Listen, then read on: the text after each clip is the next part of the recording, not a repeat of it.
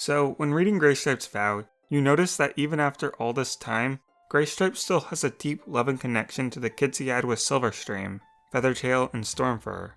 So what's jarring is how little he cares for the kids he had with Millie, Bumblestripe, Briarlight, and Blossomfall. And I mean, yeah, they weren't born until after Graystripe's time as a main character had passed, but the lack of attention he gives them is very apparent, and given the moral structure of Graystripe's vow, I actually think it's deliberate. Let's talk about this.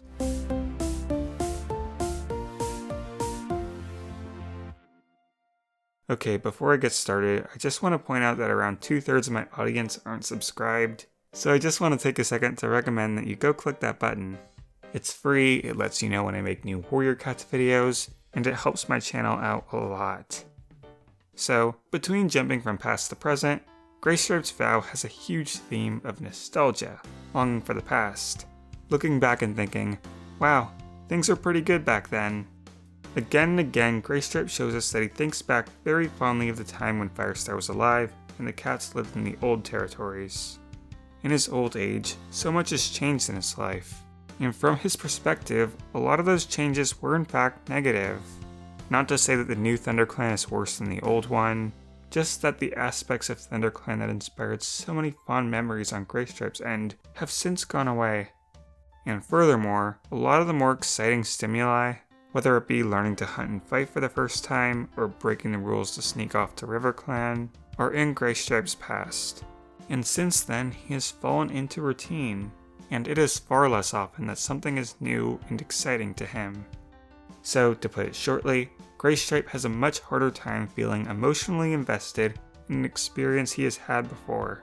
And the more he experiences, the more he longs for the time when everything was new to him.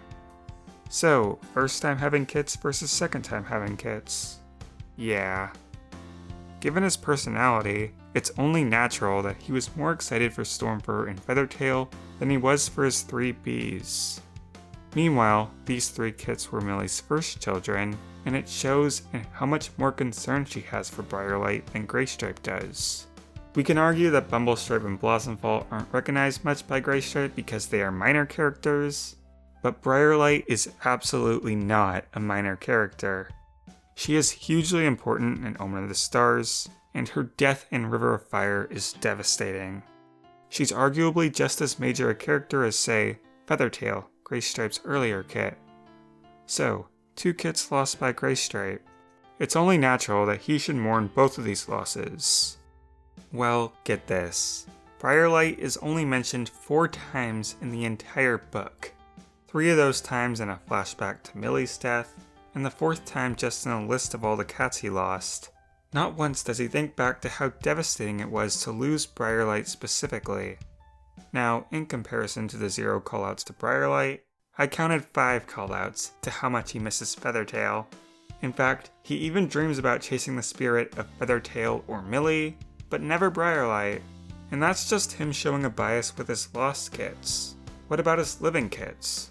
Graystripe makes it very clear in the book that he was considering staying with the tribe because that's where Stormfur is, but he ultimately decided to go back to ThunderClan. However, not once does he mention Blossomfall or Bumblestripe in his reasoning for going back to ThunderClan, or as a potential drawback for him deciding to live with Stormfur. It's like they don't even exist. And you know, as far as Graystripe's mind is concerned, I think they hardly do. For him, Stormfur and Feathertail represent a happier time in his life, free to break the rules, surrounded by friends and adventure. But now, Graystripe is past his prime, and no matter how hard he tries, he can't look at Blossomfall or Bumblestripe and be reminded of when things were better. But with Stormfur, he can. Stormfur is his escape, his first thought when he left ThunderClan at the beginning of the book. So, is Graystripe a bad dad? Well, yeah, absolutely. I wouldn't go as far as saying he's the worst dad, but we have every reason to believe he was never as involved with his second litter as he could have been.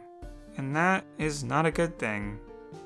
Blossomfall joined the Dark Forest because she felt neglected by Millie. Maybe if Graystripe played a more active role in her life, she wouldn't have been so devastated to be without a parental figure. Bumblestripe is terrible at picking up social cues in his relationship with Devwing. Maybe Graystripe could have helped him handle those situations better because of his relationship experience. And I know I can't blame Graystripe entirely for their issues, but at the very least I can say that they were in positions that Graystripe absolutely could have helped improve. But he didn't. At least, we don't have any evidence that he did. We only have evidence that he longs to be with Feathertail and Stormfur once again. His longing for the past has distracted him from the kids he has in the present, and that is one of Graystripe's character flaws. Don't believe me? Look no further than the moment Millie's kits were first born. He tells J-Paw that if it came down to it, he should save Millie, not the kits. From the very moment they were first brought into the world, he had no particular attachment to them and was indifferent to their survival. He was mates with Millie only for Millie and not for their kits. And that's pretty sad. Thanks for watching.